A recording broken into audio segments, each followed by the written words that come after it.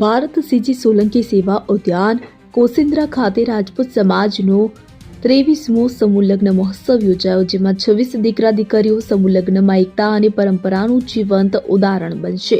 વિગતે વાત કરીએ તો છોટાઉદેપુર જિલ્લાના કોસિન્દ્રા ખાતે રાજપૂત સમાજ 23મો સમૂહ લગ્નમાં 26 યુગલો પ્રભુતામાં પગલાં પડશે।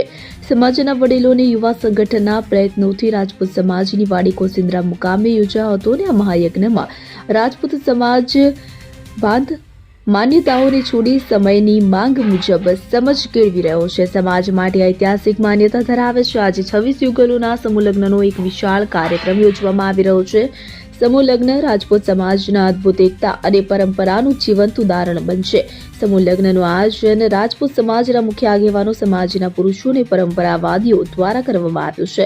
આ વિશેષ પ્રસંગમાં 26 યુગલો એક સાથે લગ્ન બાંધીને કૌટુંબિક અને સામાજિક બંધનને મજબૂતી આપવાના સંકલ્પ સાથે પગલાં પાડશે। તો અહીંના તમામ યુગલોએ રાજપૂત પરંપરાને જાળવીને લગ્નની ધાર્મિક વિધિઓ અનુસરી છે। આ પ્રસંગમાં રાજપૂત સમાજના આગેવાનો અને સત્તાવાર મહેમાનો ઉપસ્થિત રહ્યા। છોટાઉદેપુર જિલ્લા રાજપૂત સમાજ નો આ 23મો સમૂહ લગ્ન કોસિન્દ્રા પાસે બાપુ શ્રી ભારતસિંહ સોલંકી સેવા ઉદ્યાનમાં ઉજવાઈ રહ્યો છે। આ 23મો સમૂહ લગ્ન છે અને આ સમૂહ લગ્નની શરૂઆત પણ આ સમાજના યુવાનોની એક મીટિંગ 25 વર્ષ પહેલા રાજવાસના મુકામે થયેલી,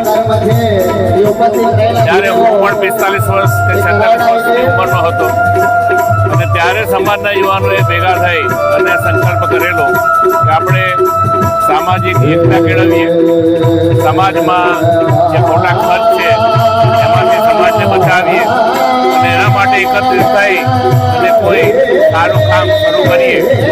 એના ભાગરૂપે અમે લગભગ 24 વર્ષ પહેલા નસવાડી શરૂઆત કરેલી।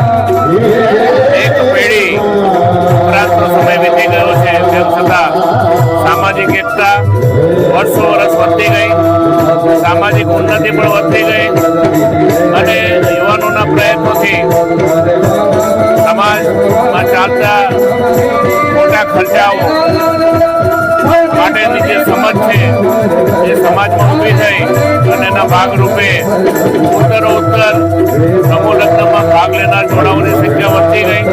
શરૂઆતમાં 2, 4, 5, 6 જોડા આ સમૂહ લગ્નમાં જોડાતા હતા।